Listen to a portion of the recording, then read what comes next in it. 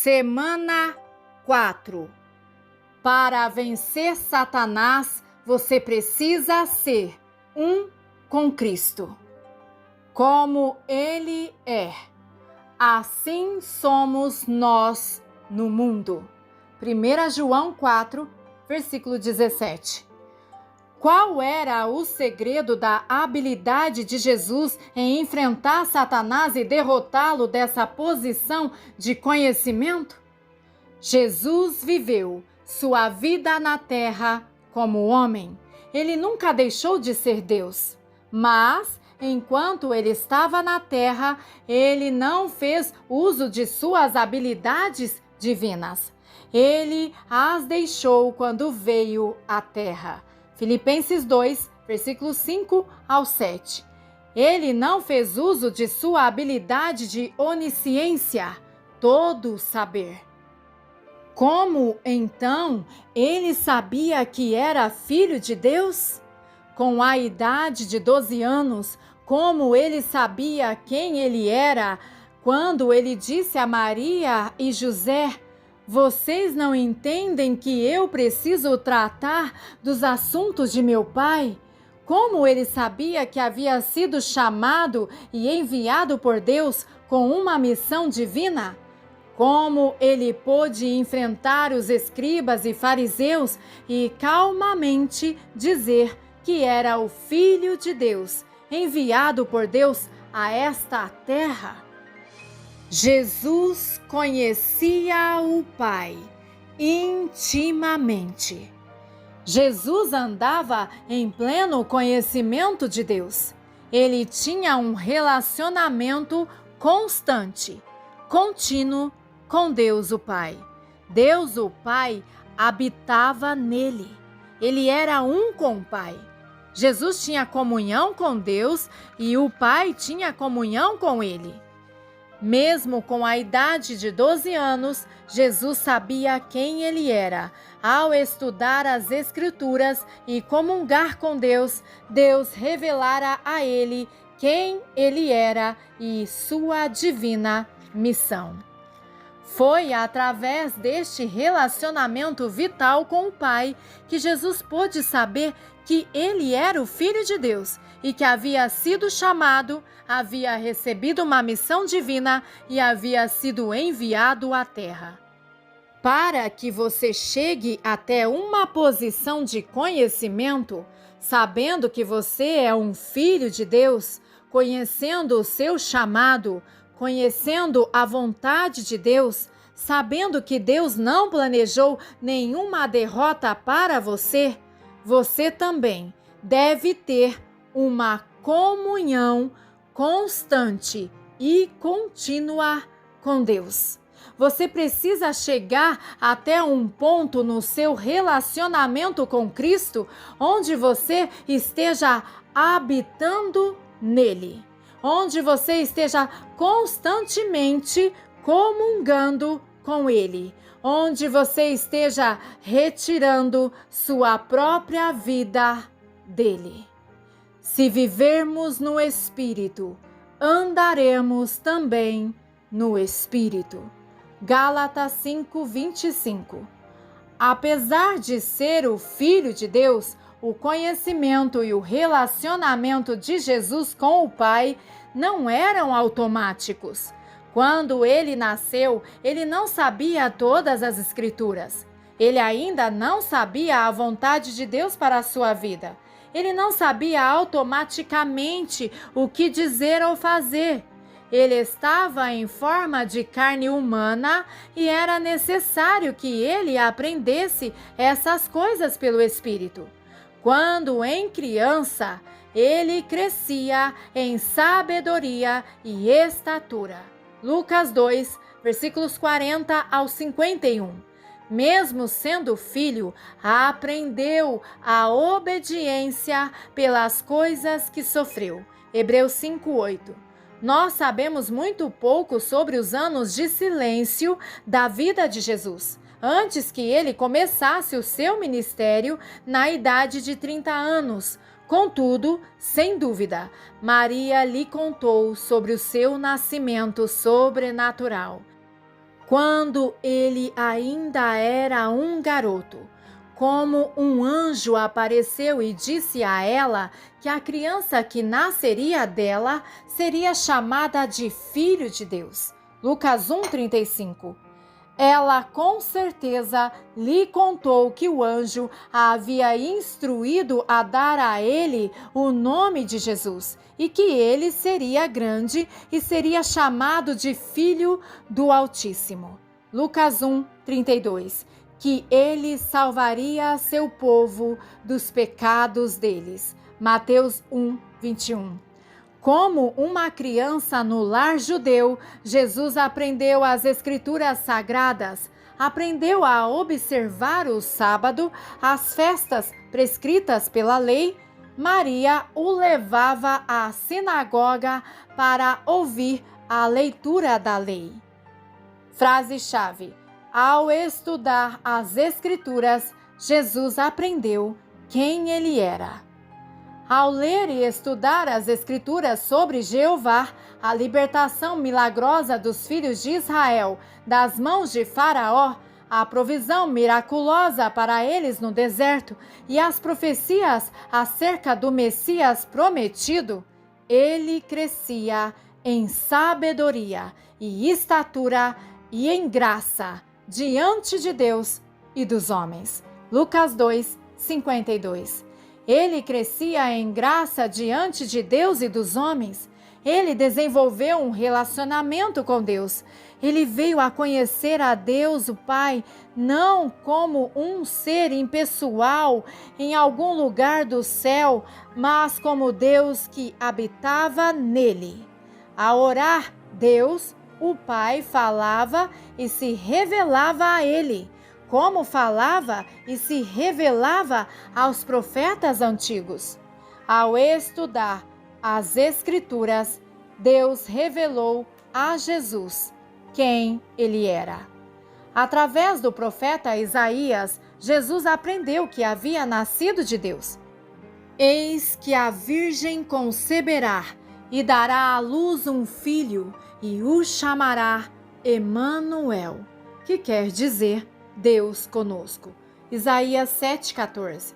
Deus falou a ele através do profeta Isaías e o chamou. Eu, o Senhor, te chamei em justiça e te tomarei pela mão e te guardarei e te farei mediador da aliança com o povo e luz para os gentios, para abrires os olhos aos cegos, para tirares da prisão o cativo e do cárcere os que jazem em trevas. Isaías 42, versículos 6 e 7. Jesus aprendeu que Deus o havia ungido. O Espírito do Senhor Deus está sobre mim, porque Ele me ungiu. Isaías 6. Através do profeta Jeremias, ele aprendeu que seria rei. Eis que vem dias, diz o Senhor, em que levantarei a Davi um renovo justo, e um rei reinará, e prosperará, e executará justiça e juízo sobre a terra. Jeremias 23, 5. Através do profeta Daniel, ele aprendeu que teria um reino eterno. Eu estava olhando nas minhas visões de noite, e eis que um como filho do homem vinha com as nuvens do céu, e dirigiu-se ao ancião de dias, e o fizeram chegar até ele, e foi-lhe dado domínio e glória e um reino, para que os povos e nações e línguas o servissem. O seu domínio é domínio eterno, que não passará, e o seu reino jamais será destruído. Daniel 7, versículos 13 e 14. Através de Isaías, ele aprendeu que levaria os pecados do mundo. Mas ele foi transpassado pelas nossas transgressões e moído pelas nossas iniquidades. O castigo que nos traz a paz estava sobre ele, e pelas suas pisaduras fomos sarados.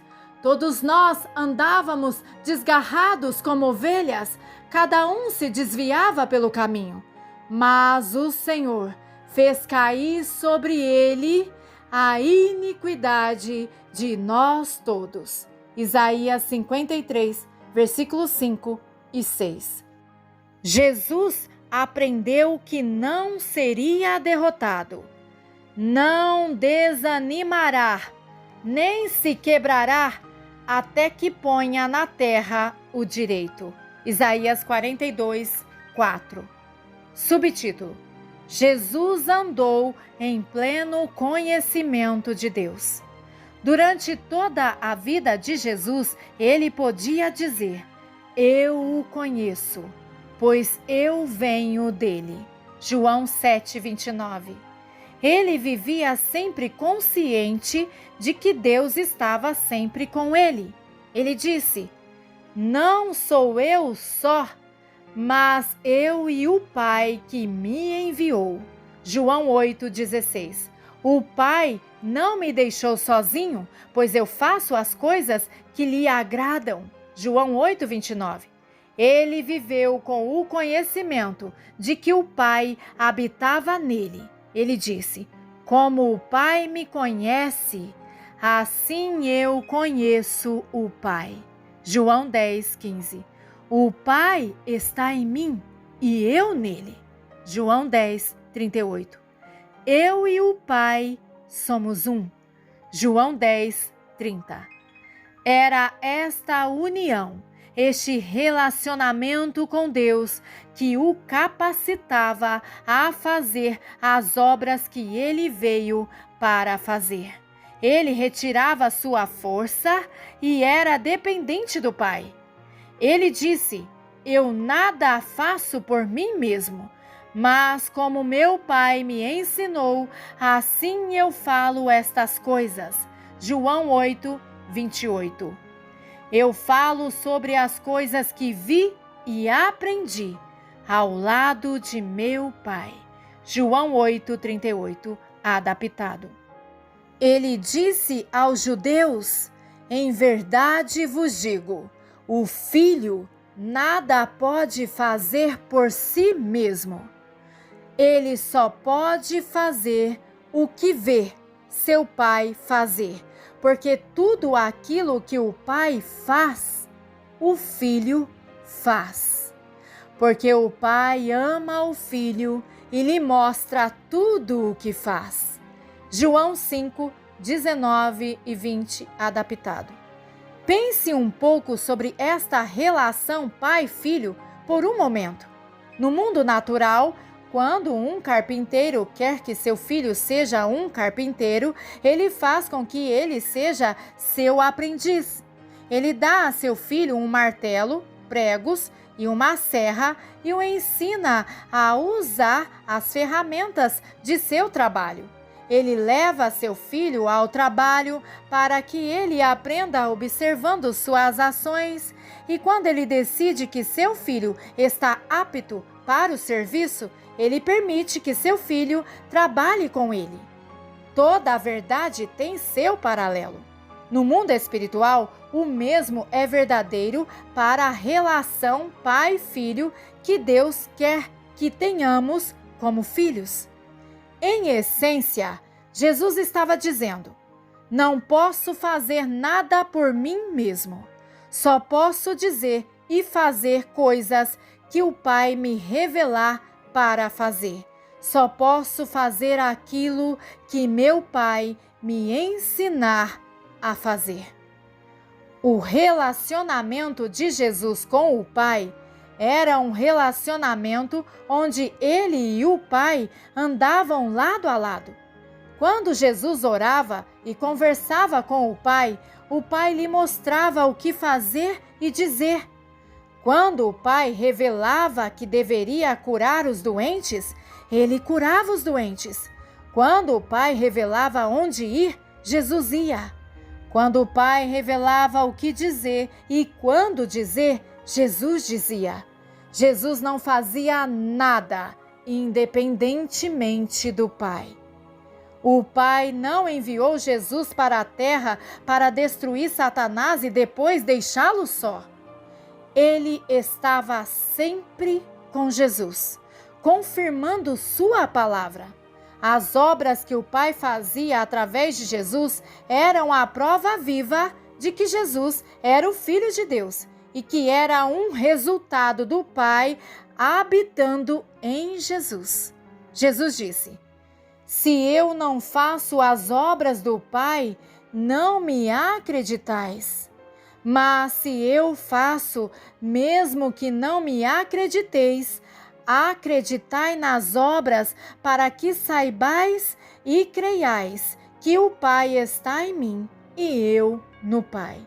João 10, versículos 37 e 38. Subtítulo: Você precisa andar no pleno conhecimento de Cristo. Este é o mesmo tipo de relacionamento que você precisa ter antes que você possa verdadeiramente andar como um filho de Deus sobre esta terra.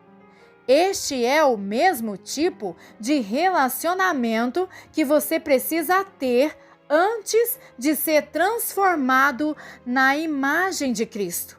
Você precisa entrar num relacionamento com Cristo, onde você tenha certeza que você sabe que Ele habita em você e que Deus habita nele.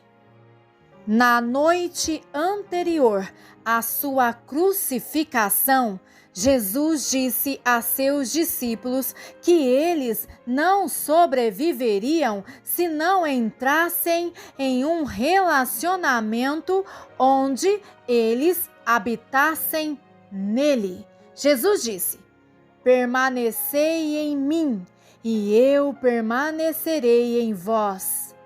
Como não pode o ramo produzir fruto de si mesmo, se não permanecer na videira, assim nem vós o podeis dar, se não permanecerdes em mim. Eu sou a videira, vós os ramos. Quem permanecer em mim e eu nele, esse dá muito fruto, porque sem mim, cortado da união vital comigo, nada podereis fazer. João 15, versículos 4 e 5. Frase-chave: eu preciso buscar ativamente um relacionamento onde eu seja um com Cristo. Você precisa desenvolver um relacionamento com Cristo onde você saiba que não está sozinho, mas que Cristo está em você e que você está nele. Assim como Jesus tomou conhecimento do fato de que ele não poderia fazer nada sem o Pai, você também deve tomar conhecimento do fato de que, sem Cristo, não pode fazer nada. Você também precisa dizer que não posso fazer nada por mim mesmo. Eu só posso fazer o que Cristo me revelar para fazer. Eu só posso falar o que Cristo me dirigir para falar. Então, ao se tornar verdadeiramente um com Cristo, através do seu Espírito trabalhando em você, Ele confirmará sua palavra.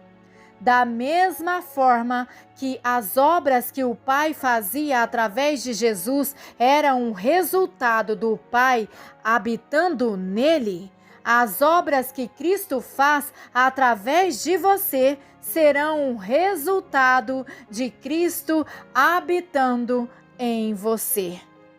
Da mesma forma que as obras que o Pai fazia através de Jesus era uma prova viva de que Ele era o Filho de Deus, as obras que Cristo fará através de você serão provas vivas de que você é um filho de Deus.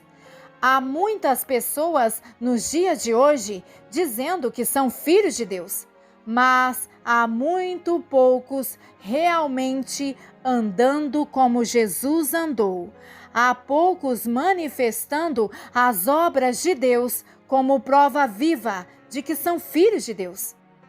Há muitos poucos que são guiados pelo Espírito de Deus. Lembra-se do que eu disse na semana 2, que um homem não pode simplesmente nascer de novo e se tornar um filho de Deus simplesmente porque decidiu que quer? Ele precisa ser levado pelo Espírito e então, ao aceitar a Cristo, ele recebe o poder de ser feito filho de Deus. João 1,12. Ele recebe o direito e o privilégio de se tornar um filho de Deus. O que acontece é que depois de uma pessoa nascer de novo e ter seus pecados perdoados, ela para ali mesmo.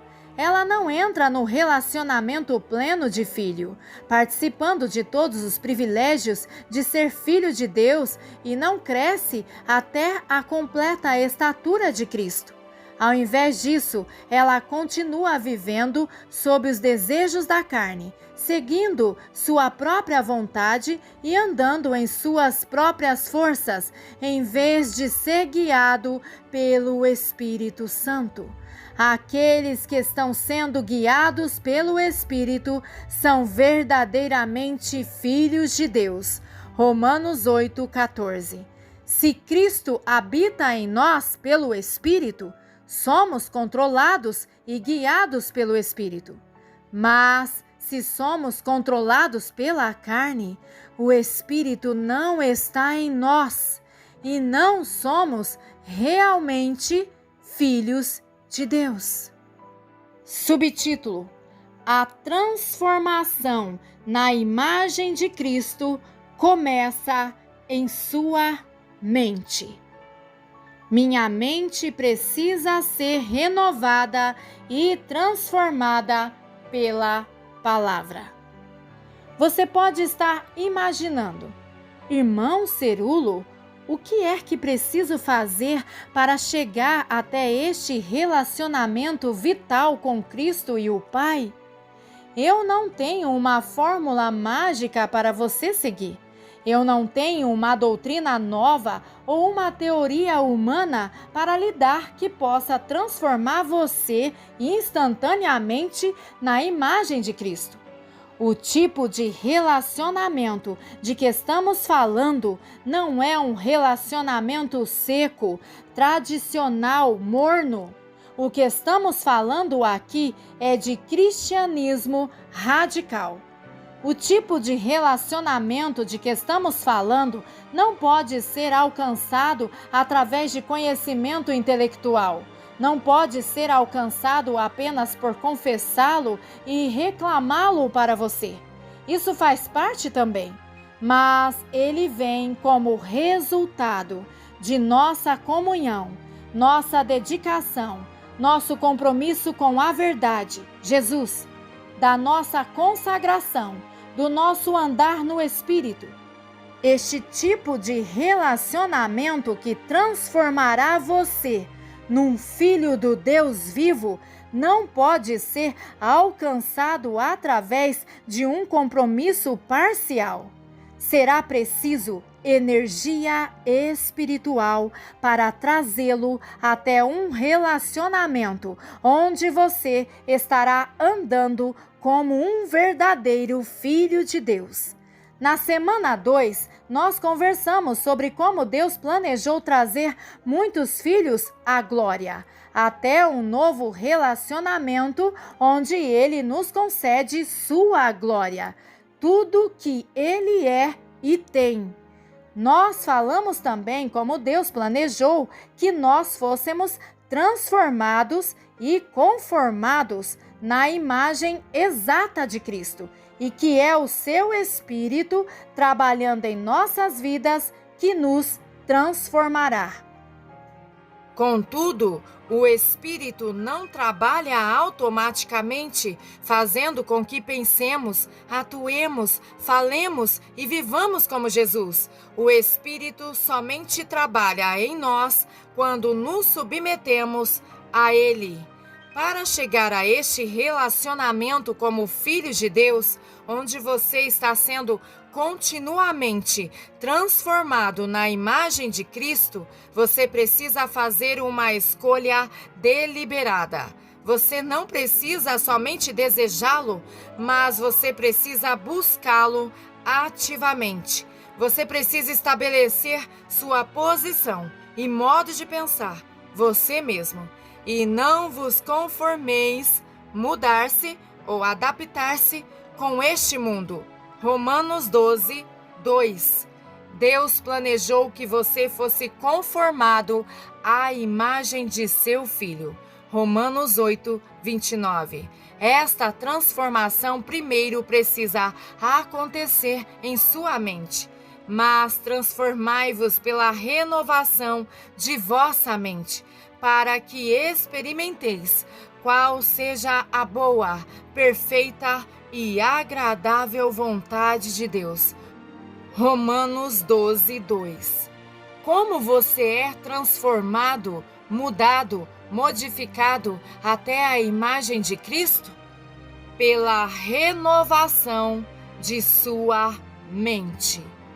Na semana 1, eu lhe falei que haviam limitações, ideias pré-concebidas, teologias e doutrinas feitas por homens que poderiam impedir você de se levantar nessa hora como filho de Deus, andando na plenitude de sua herança.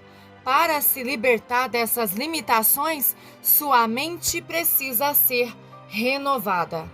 Subtítulo: você precisa ser transformado pela palavra. Como acontece esse renovar de nossas mentes? Escute-me agora com muita atenção. Esse renovar não acontece pelo poder do pensamento positivo ou pelo ato de repetir e confessar certas escrituras. Nossas mentes são renovadas pela constante exposição à palavra de Deus. Um cristão pode repetir as Escrituras durante todo o dia, mas até que sua mente, com suas atitudes e desejos, sejam renovadas e conformada, mudada pela palavra, ele permanecerá o mesmo, não é modificado pelo poder de Deus. O apóstolo Paulo disse aos cristãos da igreja de Éfeso: eu sempre oro ao Deus de nosso Senhor Jesus Cristo, o Pai da glória, vos conceda espírito de sabedoria e revelação, de conhecimento de mistérios e segredos, no profundo e íntimo conhecimento dele, através da iluminação dos olhos do vosso coração, para que possais entender e conhecer a esperança do vosso chamado e quão rica é a sua gloriosa herança nos santos, seus escolhidos, e para que possais saber e entender qual é a incomensurável e ilimitada e suprema grandeza de seu poder em nós e para nós, os que cremos, como foi demonstrado no operar de sua grande força, a qual ele exerceu em Cristo ao ressuscitá-lo dentre os mortos e fazendo-o assentar à sua direita nos lugares celestiais. Efésios 1, versículos 17 ao 20, adaptado. Frase-chave: a palavra não deve estar separada de mim. Ela precisa permanecer em meu espírito. Passe um círculo nas palavras conhecimento, saber e entender. Para ser transformado na imagem de Cristo, primeiramente você tem que chegar até um conhecimento profundo e íntimo dele. Da mesma forma que Jesus podia dizer, porque eu o conheço, pois eu vim dele. João 7:29, você também deve ser capaz de dizer, eu conheço a Cristo, porque venho dele. Jesus conhecia seu Pai intimamente, porque ele estudava a palavra. As Escrituras eram parte dele. A ação. Semana 4. Para derrotar Satanás, você precisa ser um com Cristo. 1. A única maneira de você chegar até esta posição de conhecimento, onde você pode enfrentar cada ataque do inimigo, cada circunstância, cada provação com 100% de vitória, é realmente conhecer Cristo em sua plenitude. Não há outro jeito. Você precisa chegar até um relacionamento onde você esteja vitalmente unido com Cristo em espírito, onde você esteja continuamente habitando nele, onde sua palavra não se separe de seu coração, de sua mente, onde você esteja andando lado a lado, comungando com ele, através de oração constante e fervorosa. 2. Sua conquista espiritual nesta semana será se concentrar em desenvolver e aumentar seu relacionamento com Cristo. Faça a si mesmo as seguintes perguntas. A. Eu possuo este tipo de relacionamento onde eu esteja vitalmente unido a Cristo em espírito? B. Eu possuo o tipo de relacionamento onde eu não esteja fazendo nada independentemente por conta própria, sem a direção de Cristo? C. Eu desejo ter este tipo de relacionamento?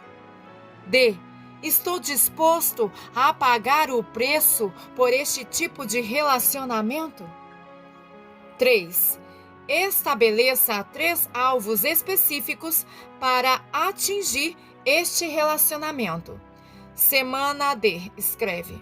Meus alvos esta semana são, exemplo, para habitar na palavra, eu estudarei e meditarei nas Escrituras nesta semana durante todo o dia e noite, até que elas se tornem parte de mim, pelo Espírito Santo.